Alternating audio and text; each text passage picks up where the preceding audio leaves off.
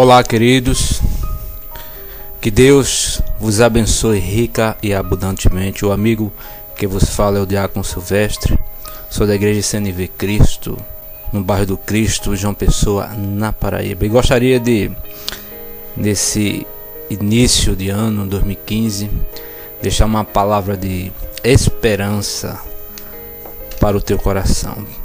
Primeira mensagem do ano minha, eu gostaria de dedicar a você que está passando por lutas, por provações, mas saiba que Deus é contigo.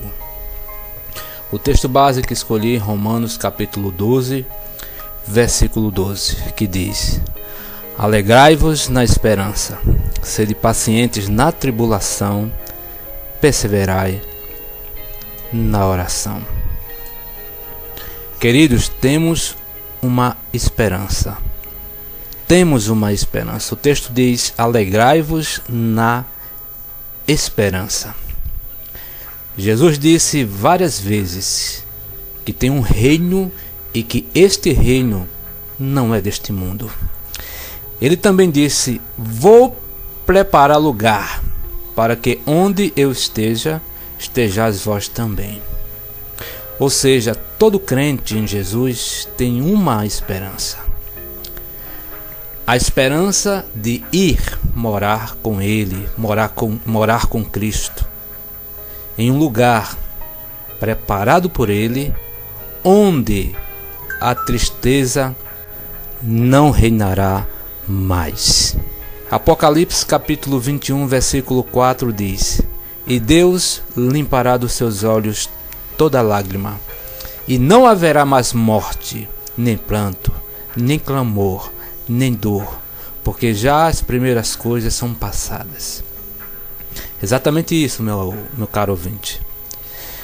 Não haverá mais motivos para chorar, pois estaremos em pleno gozo com nosso Senhor. E essa esperança não tem nada neste mundo que possa ser comparado com ela. Não há nada que possa ser comparado com a esperança que Cristo nos prometeu.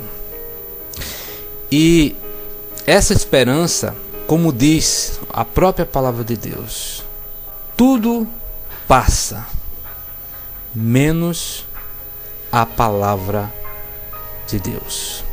Por este motivo e outros foi que tantos servos não negaram a sua esperança. Quando estes servos foram confrontados a negar a sua fé, nenhum deles negaram, porque eles piamente acreditavam nesta esperança. Aliás, em Romanos capítulo 8, versículo 35 diz: Quem nos separará do amor de Cristo? A tribulação? Ou a angústia? Ou a perseguição? Ou a fome? Ou a nudez? Ou o perigo? Ou a espada? Ou seja, meu querido, nada pode nos separar do amor de Cristo. Por isso a Bíblia nos orienta a sempre se alegrar. Mesmo em meio às piores adversidades, temos que ter a consciência de que estamos neste mundo de passagem. Vamos passar logo neste mundo. Logo, logo passaremos. E o que temos de fazer é nos alegrar e propagar esta alegria para outros que vivem neste mundo em tristeza, moribundos, sem esperança. Filipenses capítulo 4, versículo 4 diz: Regozijai-vos sempre no Senhor. Outra vez digo, regozijai-vos. Sempre se alegrando, mas veja o detalhe: no Senhor. Filipenses diz: no Senhor, sempre no Senhor. Não é no dinheiro, não é na família, ou no filho, nos filhos, ou no carro do ano, ou no emprego. Não. Mas também não quero dizer com isso que não podemos sorrir ou se alegrar com essas coisas. O que não podemos é colocar nossas esperanças em coisas que passam. e sim colocar esperança naquilo que é eterno, naquilo que jamais passa. Temos que ter esperança naquilo que Cristo falou. Lucas capítulo 21, versículo 33 diz: passará o céu e a terra, mas minhas palavras não hão de passar. Ou seja, essa é a esperança do cristão, naquilo que Jesus prometeu. Naquilo que Jesus prometeu, devemos nos regozijar nele, pois neste mundo nada, absolutamente nada pode ser comparado a essa esperança. Paulo diz em Romanos 8,18: porque para mim tenho por certo que as aflições deste tempo presente não são para comparar com a glória que em nós há de ser revelada.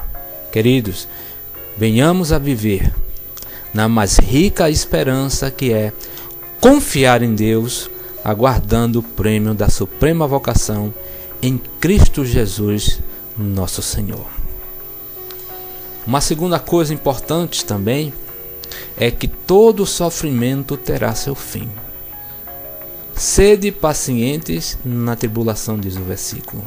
Ter paciência é mais que confiar, é se entregar, é render-se aos braços do Senhor. Ele tem o melhor para cada um de nós. Temos inúmeros exemplos de irmãos na própria Bíblia Sagrada que tiveram paciência e que Deus fez, logrou êxito na vida destes homens. Temos, por exemplo, Jó, que depois de todo o mal que sobreveio à sua vida, ele aguarda o seu Redentor. E Deus fez o que? Deus o abençoou. Vemos o exemplo de Abraão, que aguardava a promessa de um filho, e já com a idade avançada, quase perde a esperança, mas foi paciente no aguardo da promessa. Deus também o abençoou. Temos José, que foi rejeitado por seus irmãos e vendido a povos pagãos, mas Deus foi com ele. José aguardou com paciência na promessa de Deus, mesmo depois que foi preso injustamente, mas ele continuou a ter paciência nas tribulações. E que Deus fez? Deus o honrou. Agora, meu querido, muitas dessas pessoas tiveram paciência e Deus abençoou a vida deles. Mas depois dessas vitórias, dessas bênçãos, todos eles continuaram a ter problemas e intempéries na sua vida, na vida deles. Então, qual o segredo então dessas pessoas? Com certeza, a confiança de Jó não era somente na melhora de sua doença, nem Abraão em ter um filho como herança, e nem José se tornar o segundo maior no Egito, mas a confiança e perseverança de cada servo desses era no Senhor. Por isso devemos ter paciência, aguardando no Senhor. Mesmo em meio às tribulações, sabemos que o Senhor nos dá a vitória.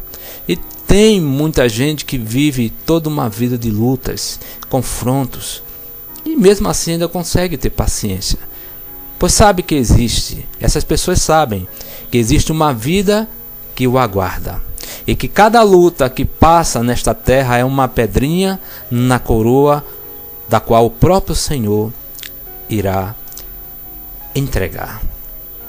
Aliás, em Tiago capítulo 1, versículo 12 diz: feliz o homem que sofre provação, porque quando for provado, receberá a coroa da vida, a qual o Senhor tem prometido aos que o amam.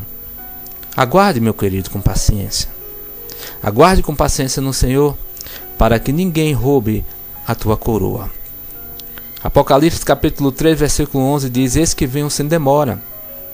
Guarda o que tens, para que ninguém roube a tua coroa. E gostaria de finalizar esse segundo ponto declarando o que diz no Salmo 40, versículo 1. Esperei com paciência no Senhor, e Ele se inclinou para mim e ouviu o meu clamor. Uma terceira coisa e última importante é a oração gera intimidade. O versículo diz: perseverai na oração. Queridos, e por fim não podemos deixar de orar, pois a oração nos aproxima mais e mais de Deus. E a esperança, paciência, é muito mais consolidada. Ou seja, a paciência, a esperança, a comunhão, todas essas coisas, ela é consolidada por estarmos em contato diário com Deus que fez a promessa da esperança. A perseverança na oração nos qualifica a tudo que se diz respeito para cumprirmos nossa passagem aqui na terra. Por isso a oração tem que ser perseverante, ou seja, incessantemente. Aliás, um versículo muito conhecido é 1 Tessalonicenses capítulo 5, versículo 17, que diz: orai sem cessar. Mas vejamos pelo menos 3 grandes benefícios para aquela pessoa que ora. A primeira delas é que a pessoa que ora, ela tem intimidade. Como foi dito, e essa intimidade nos direciona através da palavra e do Espírito Santo. Para quê? Para andarmos nos caminhos que Deus nos orienta. Então é necessário, e isso é inevitável, que aquela pessoa que ora, com certeza ela terá muito mais intimidade com Deus. Uma segunda coisa é a autoridade. Quem ora tem a autoridade de fazer a vontade de Deus. Seja orando por alguém, fazendo um clamor, e Deus responde. Responda a todo aquele que ora e que tem intimidade com Ele. Essa autoridade é sentida cada vez que o cristão se põe de joelhos perante o Deus dos céus. E terceiro, dependência. Quem ora tem dependência. Sempre que queremos fazer algo com o nosso próprio braço, deixamos de depender de Deus para agirmos conforme nosso pequeno entendimento. E Deus, que estava no centro das nossas expectativas, passa a ficar em segundo plano. E quem ora, meu querido, diz a Deus: eu dependo do Senhor. Por este motivo e outros, é que uma das primeiras coisas que uma pessoa, quando esfria na fé, faz é essa: ela deixa de orar. Por quê? Porque o diabo sabe, o inimigo sabe que quando a pessoa para de orar, ela para de ter intimidade com Deus. E muitas vezes até a de não ler mais a palavra, ou vice-versa. Pois quem ora e lê a palavra de Deus, para tudo nesta vida vai depender dele. Tudo nesta vida dependemos de Deus, meu querido. Por isso Jesus foi bem claro quando disse em João capítulo 15, versículo 5: porque sem mim nada podeis fazer. Amados e queridos irmãos, continuemos a ter esperança naquele que prometeu, e perseverantes naquele que é a nossa porção, e orando para aquele que nos reveste de graça e misericórdia, para um dia estarmos com Ele num gozo indizível e eterno. Que Deus vos abençoe rica e abundantemente.